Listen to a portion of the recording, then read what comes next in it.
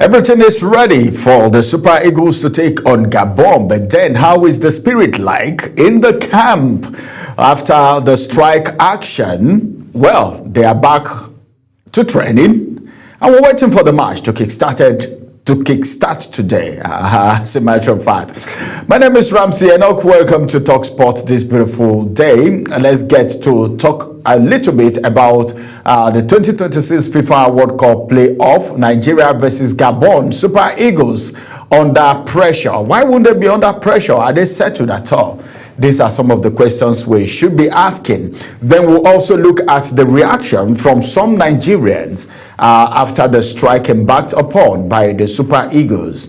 And of course, this morning there is a statement coming that everything has been settled. And some people asking questions. Does it mean these people need to go on strike before this money is being paid? These are some of the questions that we should be asking. As a matter of fact, let's bring you some of the stories this morning. But then we will also hook up with Samuel Odi right there in the city of Jos, where Nuga 2025 is going on. So many things happening. I was looking at some of the gold that was being won. And Delta State University is not doing badly. And of course, a mother and a daughter got a gold. You will get to know who they are. All from the Nuga Games. We'll bring you all of these details and many more. And that will be coming after this break. Stay with us.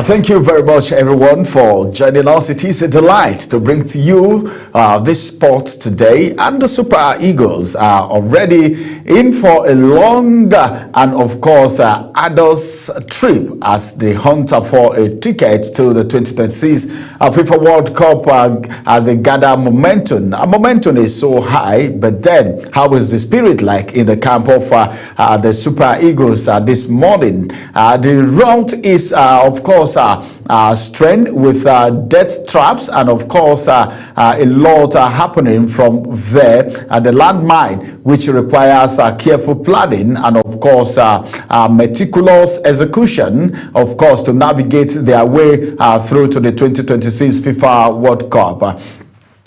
No doubt, yes, that Nigeria's longest route to the World Cup in history is this very game, and it will be a disaster for a country with such a rich pedigree to actually miss out of what has been projected to be the biggest World Cup ever, and of course the first to be co-hosted by 3 countries. This is the first time that a World Cup is being co-hosted by 3 countries. You play in this country, you jet out to another country, you jet out to another country, depending on the schedule of the game. Which country are they? Mexico, Canada, and of course the United States of America, with an expanded format that will see about 38 teams representing their countries. The immediate attacks before the Super Eagles is the CAF playoff, and of course Nigeria takes on Gabon today in Morocco, while Cameroon will tackle Democratic Republic of Congo in the other of course semi-final.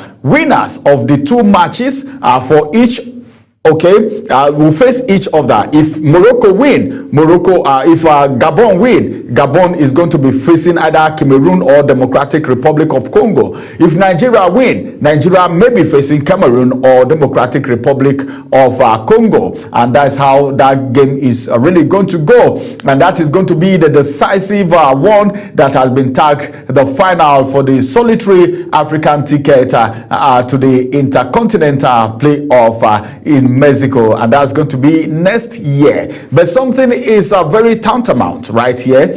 Many Nigerians did not believe that the Super Eagles could extend the World Cup conversation to this point, of course, because all hope was lost. Should I clap? I wanted to clap for Victor Osimhen and of course the other team members who actually made it happen in Uyo. Can we say it was because of home advantage that we're able to even qualify for the playoff? We couldn't make it above the playoff, but then nobody knew Nigeria was going to get to this point. I could remember when we were watching that match, a lot of people never knew that Nigeria was actually going to make it, but the goals that came from Victor Osimhen and his other teammates actually brought Nigeria to where they are today. Their skepticism was based on the team's poor qualifying campaign in the group stage, as it was largely inconsistent. The performance was inconsistent except for a late surge in energy and purpose, which saw them leapfrog the Republic of Benin to the second spot in Group C on the last day. But then suddenly there is a renewed sense of belief among Nigerian football fans. Many names already believe that the Super Eagles can achieve whatever they want, including qualifying for the World Cup if they play their full potential. But then, would they be able to play their full potential today? These are some of the things we should be asking. Why am I saying that? Is because, of course, the camp has been very, very intense, and of course so many things are happening, and of course a lot of people are doing their bit. Everybody is doing their best.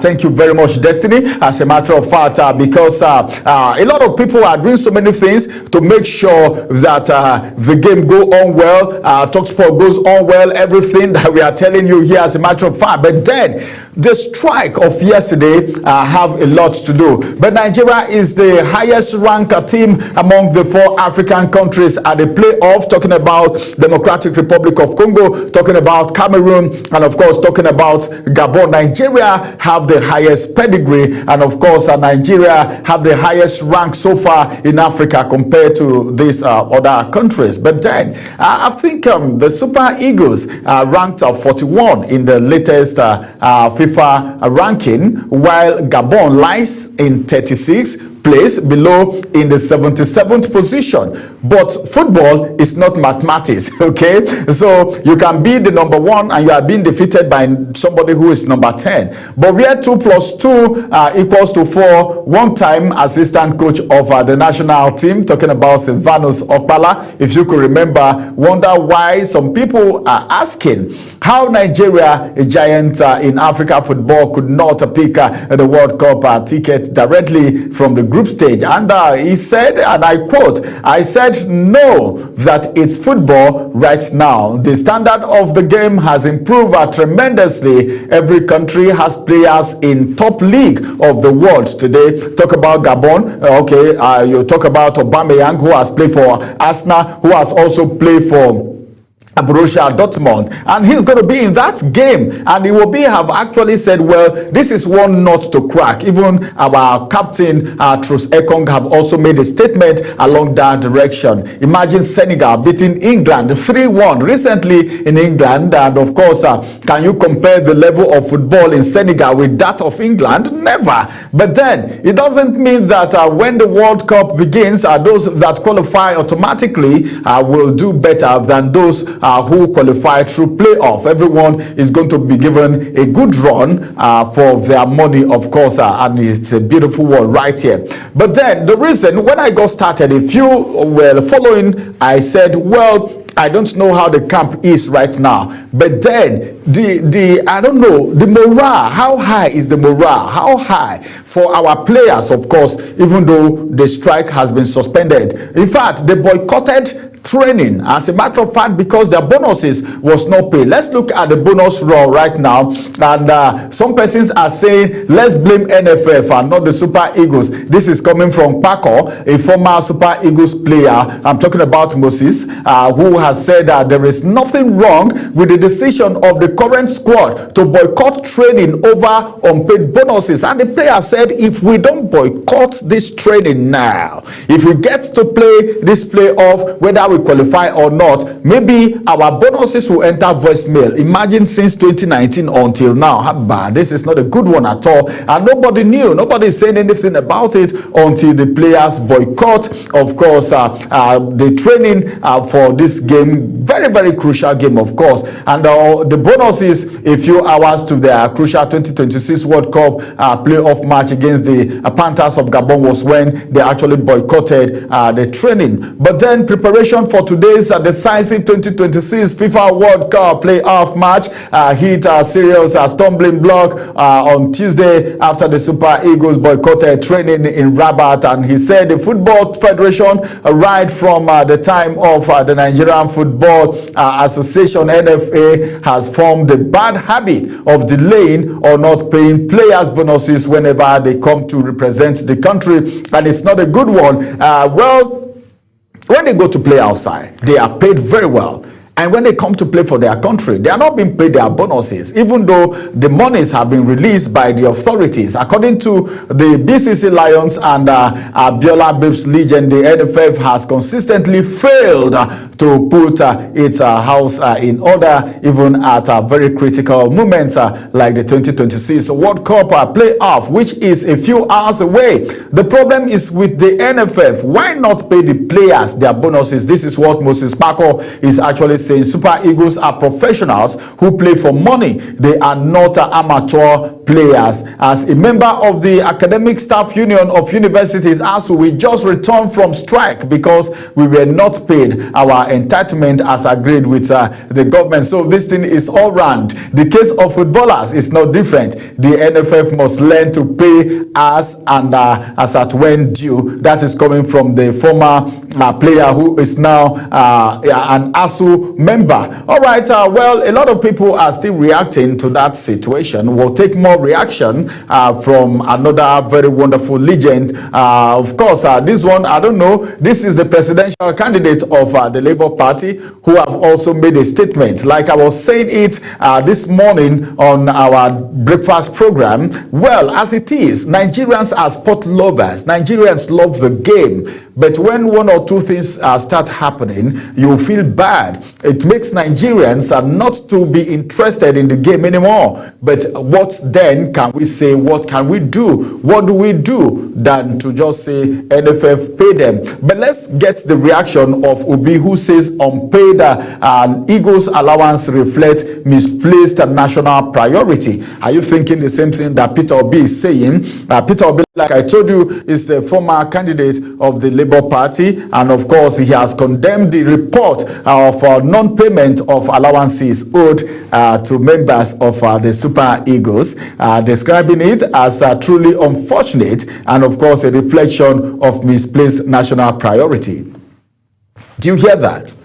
But then, in a statement posted on Peter Obi's official social media handle, Obi expressed dismay that the country often finds resources for needless lavish spending and political matters, of course, political patronage, yet fail to fulfill basic obligation to those who represent Nigeria with pride and dedication. And of course, he also talked about the fact that it is truly unfortunate that our Super Eagles in his ward, who consistently give their best in representing our dear nation, are being owed their allowances. So B actually stated that we are always seem to find money to waste on needless lavish spending, and of course we cannot handle a simple situation like that. And those who patriotically raise our flag, bring us pride, and serve with dedication,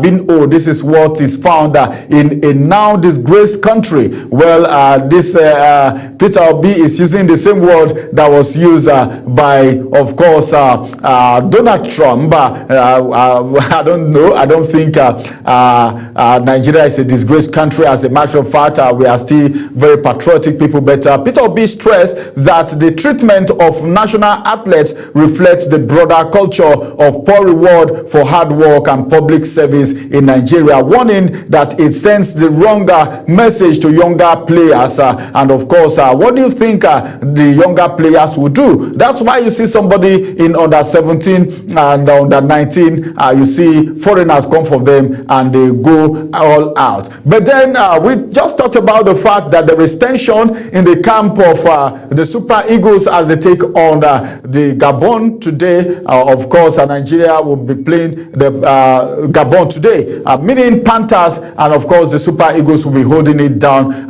today. And as a matter of fact, let me also intimate you that Cameroon's preparation for their CAF World Cup playoff against Democratic Republic of Congo have descended into what we call turmoil amid the pending internal crisis. It's a deepening internal crisis. That is for the other people that will be playing their game today. It's not Nigeria alone. Cameroon's preparation for the CAF World Cup playoff against Democratic Republic of Congo have descended into turmoil amid deepening internal crisis. You know what happened to the Super Eagles is also an internal crisis, and the same thing is happening in Cameroon. But then I don't know if it was monies that was owed the players. The crisis within the Cameroon Football Federation, that is Fecafoot head coach Mark Brice, is reportedly at odds with the federation led by former international Samuel Eto'o over squad selection and player management, and the rift delayed the release of the official squad list until just 4 days before their crucial semi-final encounter. I think Samuel Eto'o, looking at his pedigree and how he has played, this is somebody that made a very fantastic mark for Barcelona those days and other clubs that he played for. If he is the one in charge of the Cameroonian Football Association, Fecafoot, then this shouldn't be happening when it comes to selection of player. I think the prerogative should lie within the arms of of course, the coach who is the one in charge of the team. But then, I don't know, the semi-final encounter had that issue. But according to report from media houses, Brice had become increasingly disillusioned and, of course, uncertain about his future with the Indomitable Lions, allegedly questioning the team's readiness and chances of advancing. The latest controversy comes on the heels of administrative instability within the Fecafoot, which has been marred by disputes over governance, financial transparency, and of course technical decision. But then Cameroon are set to participate in the African Cup of Nations AFCON next month, but doubt remain about whether Brice will remain in charge beyond the playoff. After the playoff that will be going down, would Brice continue to be the coach of the Indomitable Lions of Cameroon? That is a big question that is begging for an answer as it is. But then let's keep our fingers crossed and see what will happen. But then I think the problem in Cameroon is different from the problem in Nigeria. That of Cameroon is the fact that there is interference in the activities of the coach, which is common. Even in Nigeria, we have seen where coaches resign their appointment because my boy must play. My boy must play. That issue has actually eaten deeply into the fabrics of the sports sector in Nigeria, and we're seeing the same thing happening in Cameroon, where Samuel Eto'o is in charge of the association. But then in Nigeria, what actually caused the problem in the camp of the Super Eagles that made them boycott their training is the monies that is being owed them. But NFF are saying they don't owe Eagles 30 match bonuses. This is coming from Gusau, of course. Thank you very much for putting up that picture.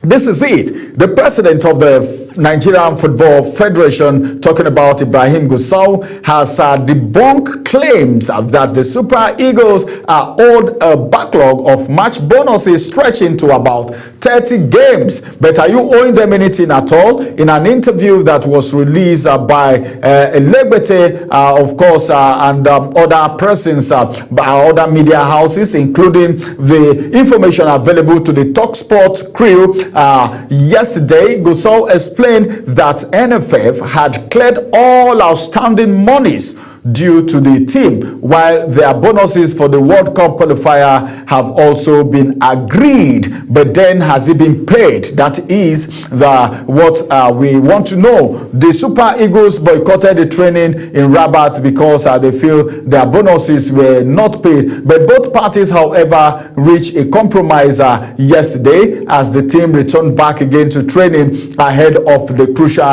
playoff. And I told us yesterday that it's not as if these players are poor players. They are not poor. Okay, is it Osimhen that is poor? Is it Ademola Lookman that is poor? Is it Tros Ekong that is poor? Is it Alex Iwobi that is poor? Is it Boniface that is poor? It's not as if these players are poor players, but the right thing needs to be done. A laborer is worthy of his wages. If they have played for the country, put the country on the global map, trying to qualify for the World Cup, then their bonuses should be paid. According to what Gusau said, he said, we are not owing them 30 match bonuses, even though we are owing them, but it's not 30 matches that their backlog has already been cleared, and that of the World Cup qualifiers is already agreed. But now let's see what will happen as Nigeria is going to be facing Gabon at the Complex Sportive Prince Harita Moli Al Hassan in Rabat, and that is going to be today, with the winner to face either Democratic Republic of Congo or Cameroon, like I told you earlier. But then they will square it up against each other.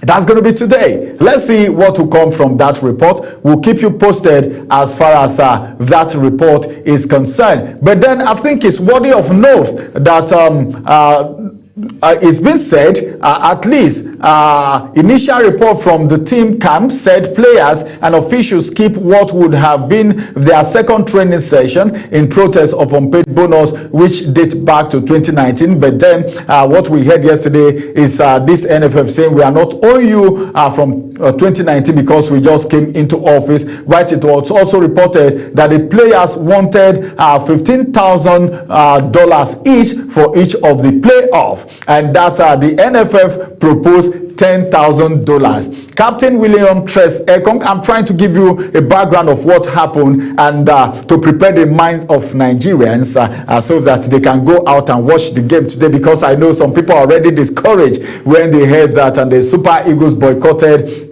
training. These are players that are in different clubs around the world. If they are not given the opportunity to train together, then the harmony will not be there. They will not be able to sync together as it has to do with that game. But notwithstanding, everything is in order as far as that game is concerned. But let's keep our fingers crossed and see how that game is going to go. But Democratic Republic of Congo is doing something. $1 million per player for World Cup playoff ticket. All right. If they get the World Cup ticket, every player, one player is going to get $1 million.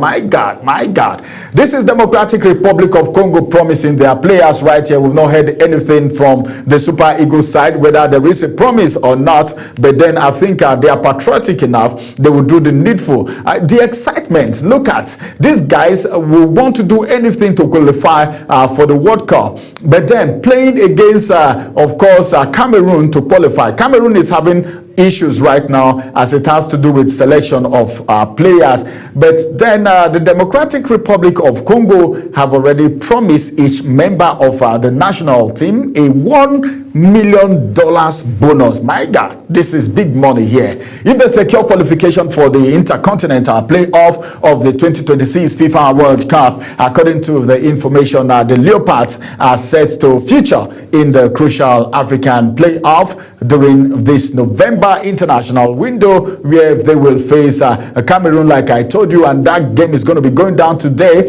A win will set up a decisive clash against maybe Nigeria or Gabon. If they defeat either Nigeria or Gabon after defeating Cameroon, then they should be smiling back home with $1 million. Man, it's like I don't know, maybe. But what if they win? What if they win? I don't want to hear that they are being owed. If they win, you give each of them $1 million each. All right, let's keep our fingers crossed and see how it's going to go. All the report will come to you on TalkSport, as a matter of fact. But then, according to the information coming to us, Congolese president, talking about Felix Tshisekedi, has already taken significant measures to motivate Sebastian Dazabre's squad, pledging a reward of $1 million to every player if they qualify for the Intercontinental Playoff. Of course, acting on the directive of the president, Felix, the Congolese government has approved a special financial incentive to support the team to victory. Let's see how it's going to happen. $1 million is not a small money, so they would want to do everything to win that game. I think it's going to be going down today. This will make a lot of people wanting to watch this game and see how it's really going to go. We'll always want to bring to your notice that the Falconet and the Wafu B tournament unbeaten. That's Nigeria's under-20 women national team. The Falconets ended their campaign at the 2025 Wafu Zone B under-20 Women's Cup in Benin Republic with a perfect record after defeating the host 1-0 at the Omnis Sports Stadium in Ajihan on Wednesday. That was a beautiful one yesterday, and they have confirmed as champions before the final match. You know what it means to say, hey, you guys are the champion, even before they played the final match. The Falconets maintained their 100% record thanks to a 16th minute goal from informed striker Romalat Karim, who finished as the tournament's top scorer with 4 goals. Then Karim bounced on a precise through ball, a struggle of her maker, and calmly slotted past the goalkeeper to at least hand Nigeria an early lead. That was beautiful. Now we'll go on a quick break. When we return from the break, we will take you straight to, of course, Jos Plateau State, where Samuel Odi is standing by. But before we go, let me inform you, I told you before we got started that Unijos mother-daughter pair clinched squash gold. It's a remarkable moment of sporting history unfolded at the ongoing 27th Nigeria University game in Jos Plateau State, where Samuel Odi have been there all did well and given us report as a mother and daughter, Christabel and Charity Dasbach deliver a golden performance for the University of Jos in the women's double squash. Let's go on a quick break. After this break, we'll return and Talk Sport continue as we have Samuel Odi join us all the way from the city of Jos.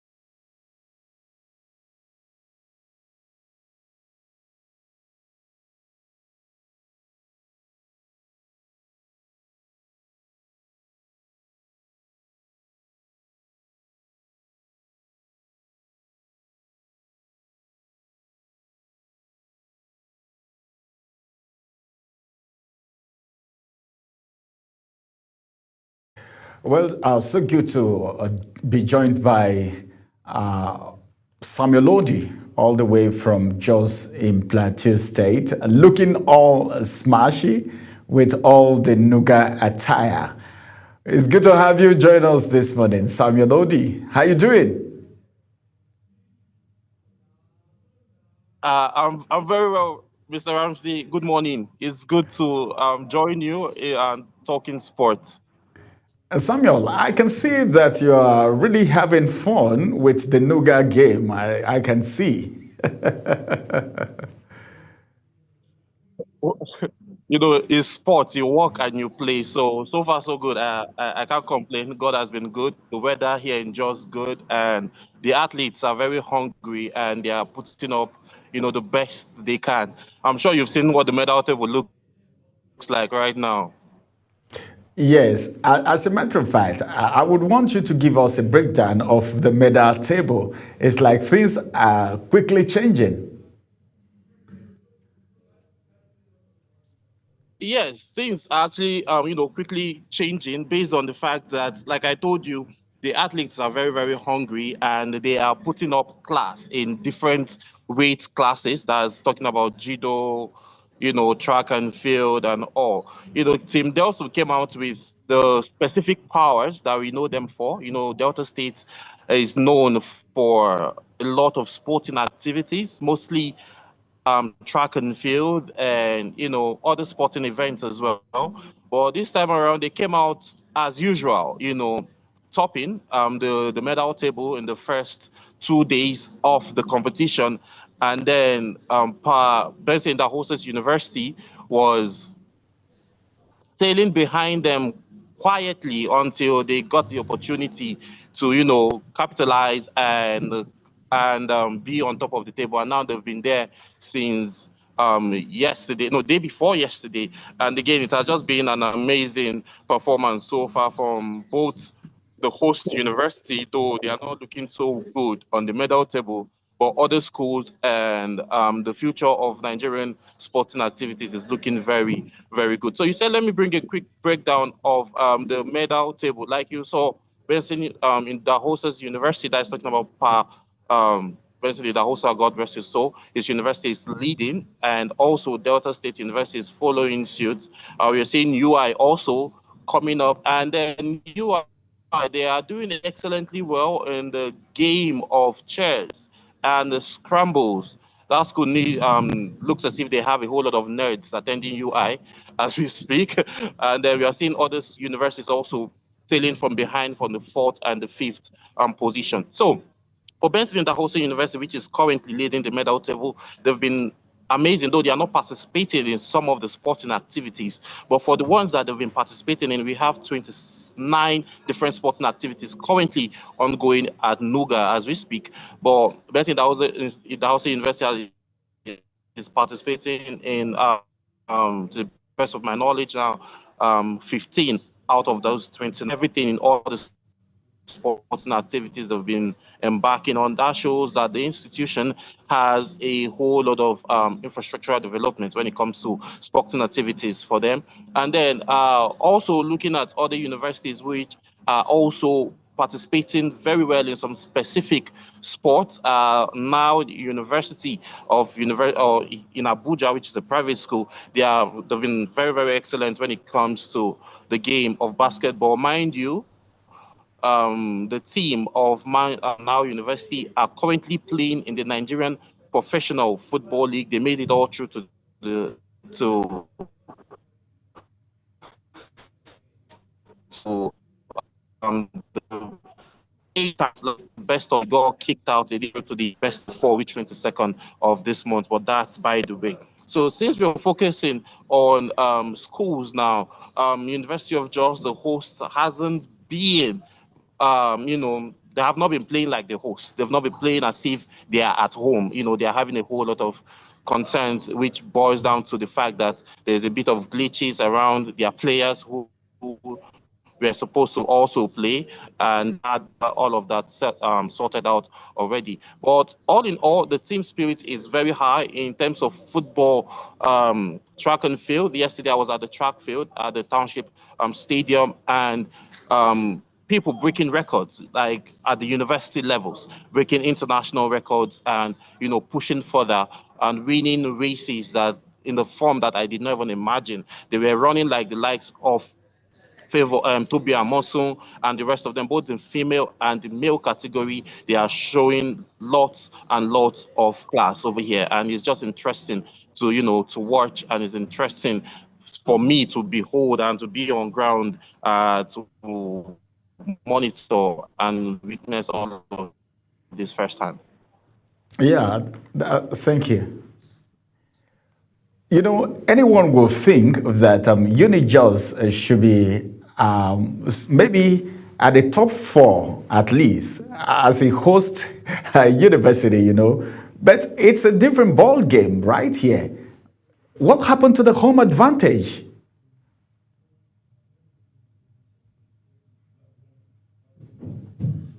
All right. I think sometimes you may not have it as juicy as you think it should be, but all the same, they are not doing too badly. But as a host university, they should be able to at least be at the top four for me, as it has to do with the medals. But then, there's always a thin line between the first position and the second position, as it has to do with the medals. The Benson Idahosa University, you see 20. And of course, Delta State University, who were topping earlier, are now second with the same point, with just a little difference that made them second. And that's to tell you that the Nuga game is actually competitive. But this is how these medals have been accumulated. There are some schools, universities, that have a comparative advantage in some games over some other universities. And that's exactly what it's playing out right here. Thank you very much, Odi, for bringing us all of these details. It's so good. I will always be connecting with you for more details, maybe for more updates from Delta State University and, of course, Benson Idahosa University's performance. And if the University of Jos, as the host university, will move a little bit up the medal table, I think that is very important and very crucial. Once again, thank you very much, Odi, for joining us on TalkSport this morning. All right, well, we couldn't talk about the mother and daughter who actually clinched the squash gold for Unijos. Maybe probably they were the ones that brought them to where they are on the table as it is right now. You can't say, but all these things could also be part of it. Our time is running out. Let's quickly go on a quick break. When we return, we'll round up the show.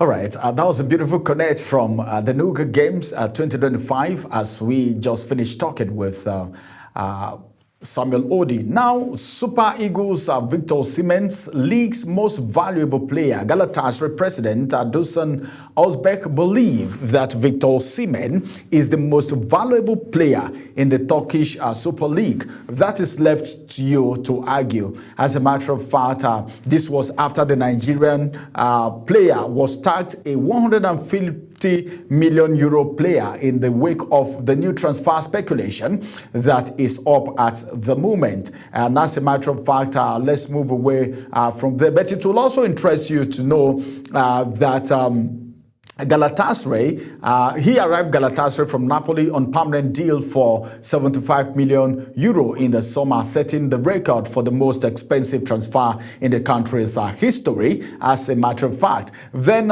we should also know that, as a matter of fact, so many things are happening, but then the issue of a transfer is something that we can't finish talking about. Moving away from there, let's still go to other things happening from other parts of the world, because we wouldn't just stop in Africa alone. Talking about the African player, Messi chooses World Cup glory over another Ballon d'Or. He's got enough of it, of course.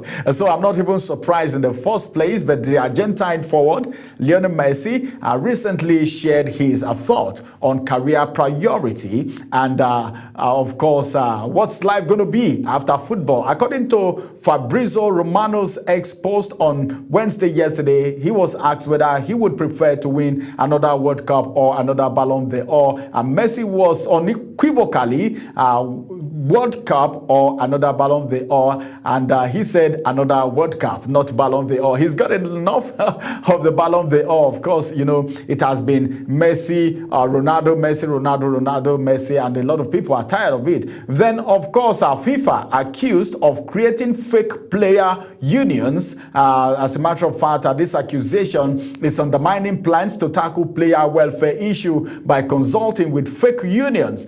This is an accusation against FIFA. This is worthy of investigation, and of course, we'll bring you the details as it unfolds in the world of sport. We can't just keep quiet to see that, but then accusing FIFA is a very big body, and getting this accusation of creating a fake player union is something that needs investigating and being looked into. Whatever happens, we will bring you all of the details as we get you connected with what is happening from the global stage. But Galatasaray slams 150 million euro price tag on Osimhen amid a Chelsea link. Chelsea want Victor Osimhen, but then the first time Chelsea would have actually bought Victor Osimhen, but they didn't because of a particular situation that you already know. A lot of Nigerians were even angry because of what happened during that transfer window, but I won't go into the details right now. You know what it means. But then let's see if probably or hopefully Victor Osimhen may end in Chelsea before the end of his career. I can't say it now. All right, finally, before I take a bow, Wolves appoint Edward as manager in bid to avoid relegation. But is that the solution? The Premier League strugglers Wolves confirmed the appointment of Rob Edward as the new head coach on a 3.5-year contract. Yesterday was when that deal was actually signed. All right, this is going to be the size of TalkSport for today. We'll bring you updates from the Nigeria Super Eagles and the Panthers of Gabon's game that will be going down today. And don't forget that, of course, the Congolese players have been promised $1 million for each player if they qualify from this playoff. And of course, I don't know what they are promising the Super Eagles, whether there's any promise for them to actually motivate them, or it is that they are being old and striking. These are two different worlds far apart. All right, many thanks for joining us on the Talk Sports show today. We will return again for more details from the world of sport, and that's going to be tomorrow. My name is Ramsey Enoch Agbo. Many thanks for joining us. Bye.